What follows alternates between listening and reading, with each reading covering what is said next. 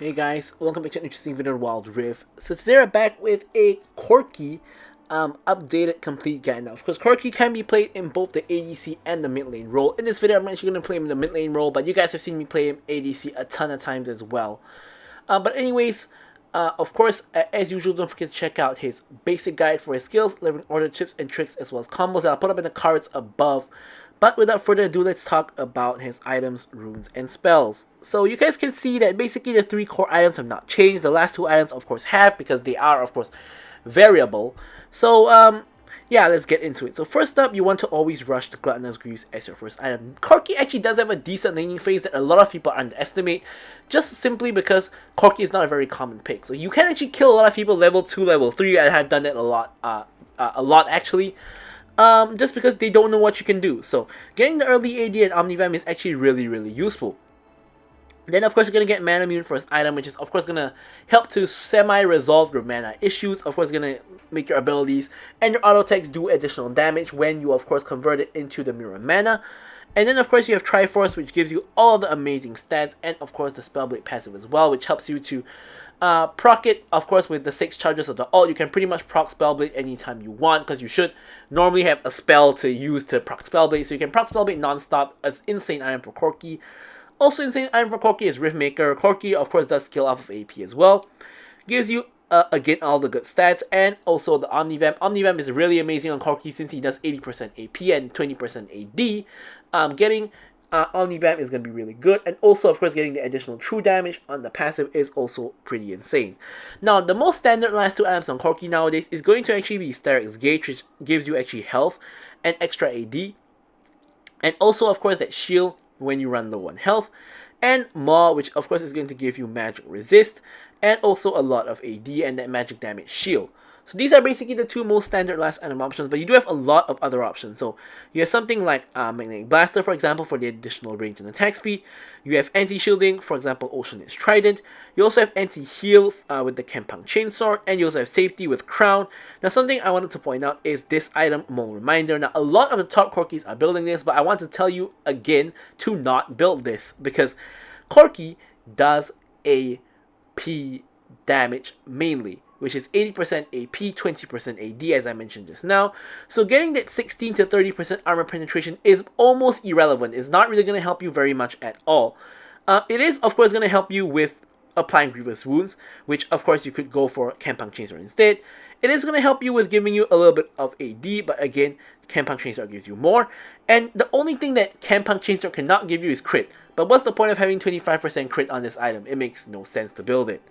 So anyways, for the runes, it's always going to be Conqueror. Now, First Strike is an option as well, but I think Conqueror is just way far superior, because you can just output a lot more damage in team fights over the long run.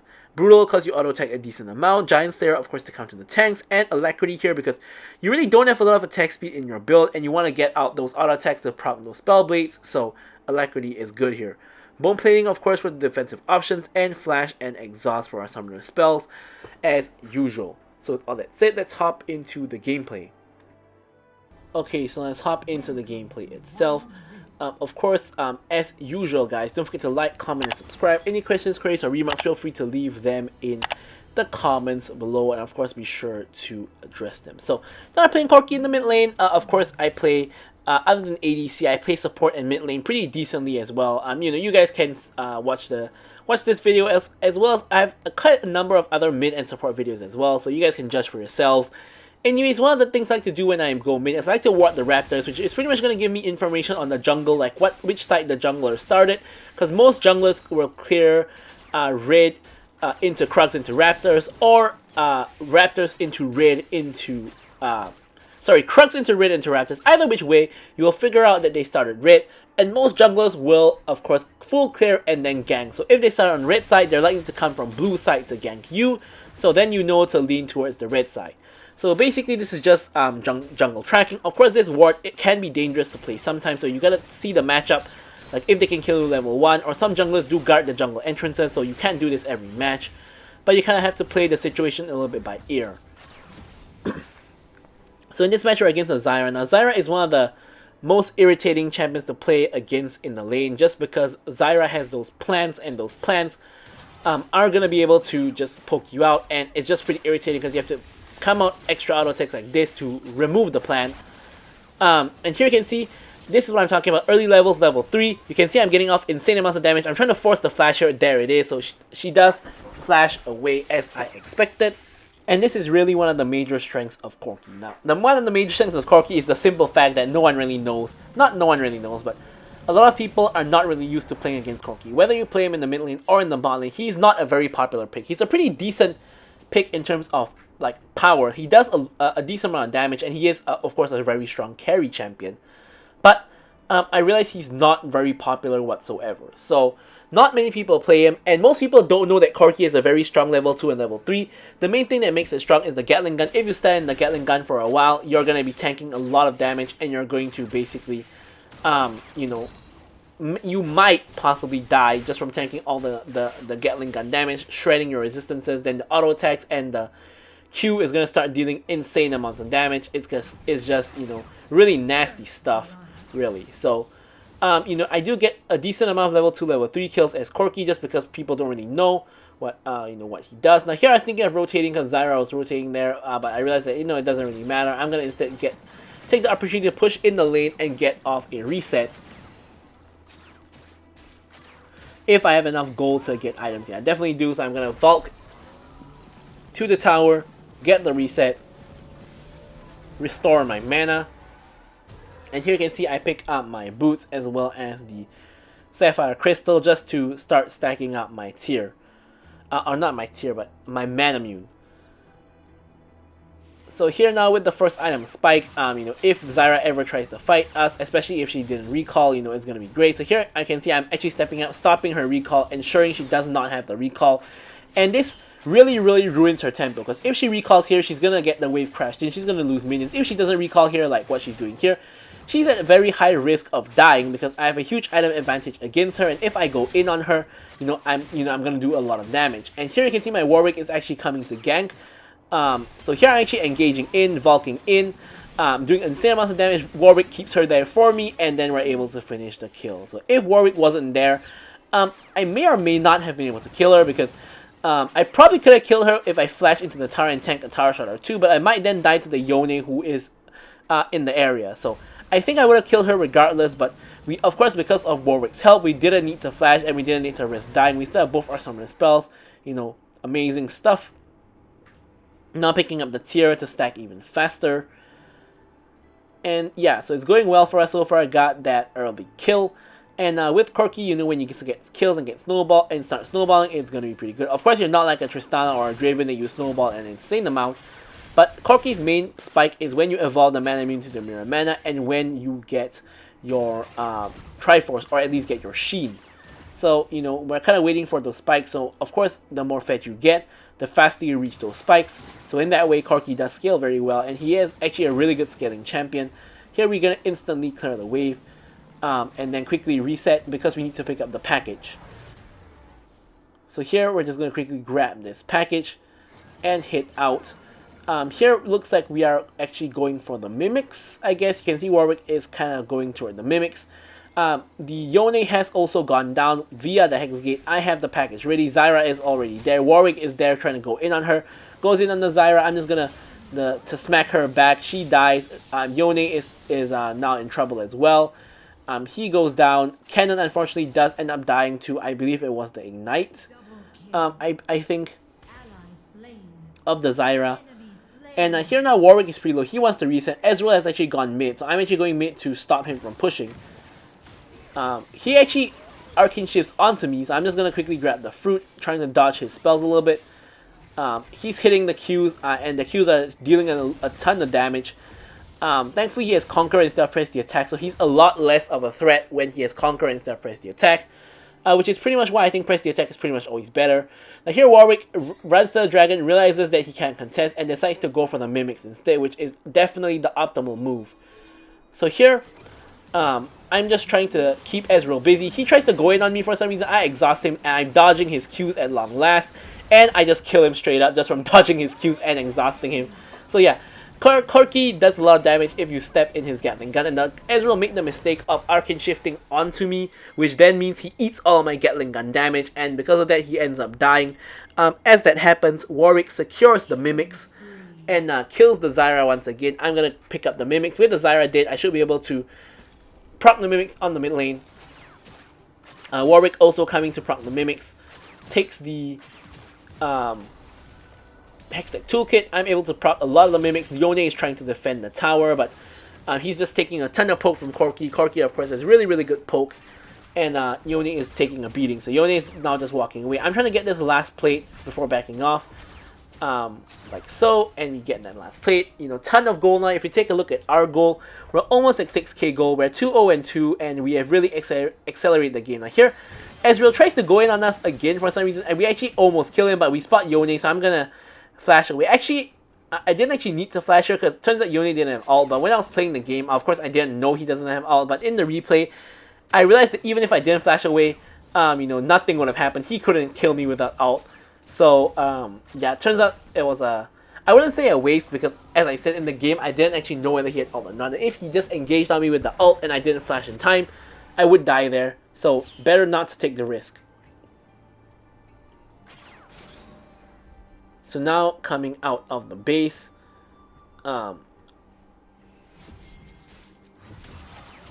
clearing the wave in mid, just because Zyra's pushed it in, so a lot more free gold, you know, for us. And something else to notice, Ezreal in terms of gold is nearly as fed as us. If you take a look at his build, he's going for the same first two items. We only have an advantage of a Stinger because he has yet to base. Now he has gone down and he has base, so he's going to get those item components. We forced Yone's flash here. And yeah, we're gonna hit back to mid. So of course, as a mid laner, you do have to do a decent amount of roaming, you know, if your team needs it. Zyra is now running for the hills. Warwick gets rooted. He can't really chase Zyra. Zyra actually has the Rylai, so no real way we can catch up to her. Instead, we're just gonna focus on pushing in the mid lane, maybe taking the mid tower if we can. And Zyra is of course here to defend, so we can't really do that. Zyra's wave clear is, you know, really decent. So instead, since since Warwick's on the other side of the map, we're going to farm his Raptors, so that they get the respawn more quickly. And Kennen farming the Krugs as well, you know, just helping out the Warwick to clear his jungle and reset his jungle timers. Here we're just clearing the wave and just getting a little bit of poke onto the Zyra as well. Of course, we have a like 2.5k gold lead on the Zyra. Like, obviously, if we really wanted to, we can just dash on top of her and probably kill her. But you know, if we don't know where the jungler or other people are, we never really want to do that because it's not worth the risk. So here Zyra actually picks up a kill and resets her bounty. I'm heading up to see if you know, they need help. Turns out the fight's already over, so definitely not. I'm gonna head back to mid and see if I can sneak the mid lane tower while Zyra and Yone are probably resetting. So here I'm just using my spells to proc my spellblade to get the mid lane tower faster, which we are able to get. And then there's another wave here. So now here I'm not too scared. I have both my summoner spells. I have my Valkyrie. So if someone just shows up, I can definitely escape. So I'm pretty safe. Now I spot the Warwick at the top lane. I'm pinging that I'm coming. He gets engaged on. And here he fears both of them, and they're tanking a ton of damage here from my Gatling gun. And Warwick ults the Jhin. Jhin goes down, and we're able to pick up the kill. Ezreal comes in like 3 seconds too late. And my team is getting the tower. Yone spots me, but he knows better than to go in on me. So my team is getting the tower. I'm getting the package to rotate to the dragon, which is going to be spawning real soon. Tristana gets engaged upon, but pretty much still at full health. And I'm just going to quickly take the buff, and I have my package at the ready. Of course, always want to have package for objectives if you can. So don't really take package outside of objectives because no real reason to do that. Here, the Yone is not contesting the objective, so instead we're gonna go and try to help Kennen kill him. So here, we're Valking in, and sorry, not Valking, packaging in, and we just kill him. We didn't even need to use the Valkyrie there. However, Zyra somehow steals the dragon, so yeah, that happened. And yeah, so here we're going to just deny the enemy Raptors, just getting more farm, and back to the mid wave to farm again. And at this point, we're already at the power spike because we already have the first two items, the mana, Mirror Mana completed, as well as having our Triforce. Again, Warwick is dead. He's also on the map, so we're just going to quickly take the Raptor. So we're not going to take the red buff though, because we want Warwick to get the buff share. We're going to go bot here, waiting for Ezreal to overextend. We want to save the Valk in case we need it. Here you can see we're doing a bunch of damage. I Valk in as he jumps out, and he actually almost kills me, obviously because we are very close in power level. He's actually pretty fat as well. He's 2 and 5, but if you look at his goal, he is like only like about 1,000 gold less than me, which is a huge lead for me. But if you compare his goal to other people in the game, like he has like 2,000 gold more than like Warwick, Tristana, and like most other people. So he is actually still really fat. So it's definitely not easy to kill him, which is why of course I'm going for him. Of course, in that situation, I still had both of my summoner spells, so I could of course exhaust him if I really needed to, but I just didn't think I need to use it. Probably should have, just to play safe though. Because, you know, who else am I going to exhaust, right? Unless, like, Yone jumps in on me. But other than that, pretty much it's just him. So here, I'm just going to quickly get this red buff. And go back to mid to farm. Just warding the river here just to get vision and see if anyone's coming. We can see Ezreal behind the Zyra and Yone at the blue buff area. So we're just quickly getting the lane priority and then rotating with our team. Fight is breaking down in the bot lane. Ezreal's the first to go down to Warwick's ult. And now my Warwick and my Kennen's getting chased down. Kennen taking a bunch of damage. We're able to actually kill the Yone, but Kennen does end up going down, and we are actually retreating. Now, actually, honestly, I think me and Warwick could actually fight them here, because I'm really fat. Here I cancel to just pick up the wave, and Warwick, for some reason, now decides to go in by himself, 1v2, flashes in onto the Seraphine as well as the Jhin. I'm just going to quickly kill the Seraphine here. Obviously, she can't escape. I could have flashed on the Jhin if I wanted to here, but he's 0 and 3. So I don't really think it's worth to flash on the tower to kill him, because, again, it's not really worth it. My flash is more valuable to escape or to kill someone who is higher priority, like maybe Yone or Ezreal. But yeah, so here, with them dead, we're actually gonna go ahead and grab the Baron. Now Ezreal can see he's coming to contest. We saw him on vision. He's coming here. Yumi attaches on me. I'm going straight in onto the Ezreal, flashing just to get rid of him. As I said, he's a little bit more of a valuable target, although at this point he's 2 and 7, so he's becoming a lot less valuable by the second. And now we're going to go ahead and continue our push. We've got the Baron. We actually have package at the base if we want to get that Baron recall. And here we actually pick up Stasis as well as a BF Sword. Here I'm actually picking up the package because we have Baron push. No one is picking up the T-Hex though. Obviously, it can't be me because I'm super fat. Warwick is also pretty fat. Kennen is also pretty fat, so no real good target to pick it up. Honestly, at this point, maybe Tristana should be picking it up because she's really like I won't say she has 0 value, but she really isn't very fat. So maybe it should be her. Yeah, a little bit of rotation problems here, but back on track. So here. Now we're gonna get the blue buff. Actually, we could have given the blue buff to Yumi because Yumi also uses a lot of mana, and would be really useful to have cooldowns. And honestly, here Yumi is now attaching to me, and she should be on me all the time because Tristana is okay. Again, she's not useless, but she is so much less fat than me. Like I have like 3K gold more than my Tristana, and obviously I'm 7 and 0, and she's 1 and 1. So. Obviously, the Yumi should be on me, or maybe on Kennen or Warwick. Like maybe Warwick would be okay as well. Definitely not the Tristana. So here, Yumi is actually running for the hills. I get rooted here. I actually pop my stasis. I'm tanking. I'm getting chain CC here, and I'm gonna try my best to escape. Yumi actually goes on me and puts the veil on. I'm dying to the Liandries of the Zyra, and I'm barely able to survive the Liandries here. And I'm gonna grab the fruit over here just to survive, and now I'm gonna recall. Tristana did actually get the mid lane inhib, just by forcing it, so I guess it's not all bad. No one eventually even takes the T-Hex, which I think is not always such a bad thing, but in this case I think having the T-Hex would have been good. Anyways, now we're gonna just clear the jungle on the way to the dragon contest. Kennen is trying to go in here with the Yumi. Kennen tries to get the steal, but enemy team gets the Infernal Soul. Kennen dies, but I'm able to kill the Yone. Now Jhin is trying to come in on me.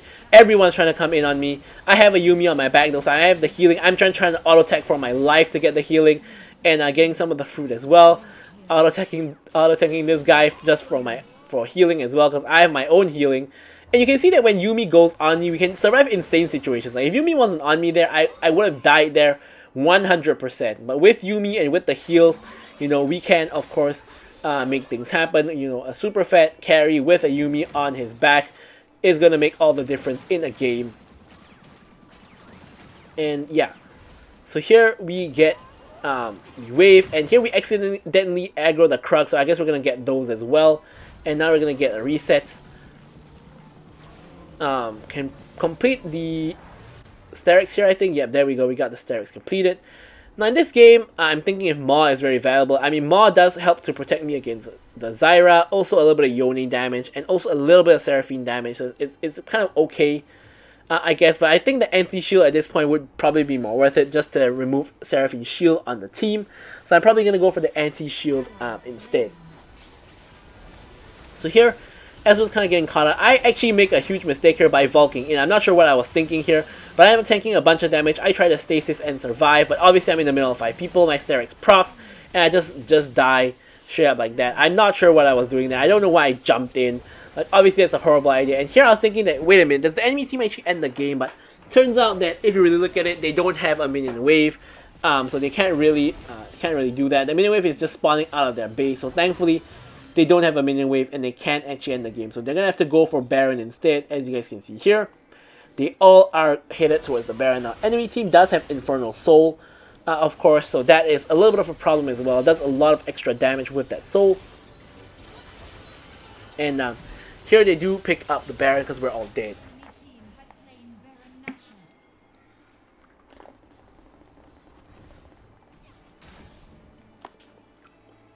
Now Elder is coming up and I do have the package available.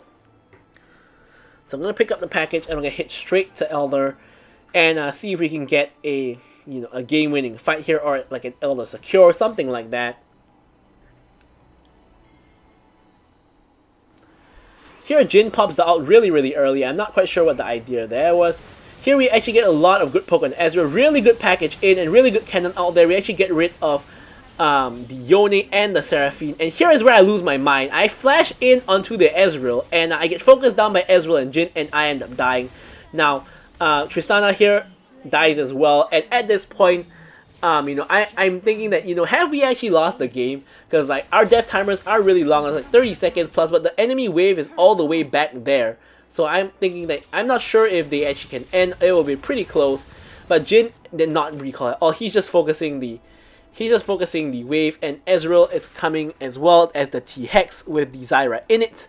And at this point I'm thinking, yeah, I don't think we're gonna make it because it's still 15 more seconds and the enemy wave is already here. So looks like we are gonna lose the game. Huge mistake by me there by jumping in, but also huge mistake by the Yuumi for not being on me the whole time, and the TX blasts the base down, and it is a loss. So obviously we post losses sometimes, so even when you do well, you don't always win. Happens to the best of us, but I'm going to leave you guys with the stats as usual. Thank you guys so much for watching the video, and goodbye.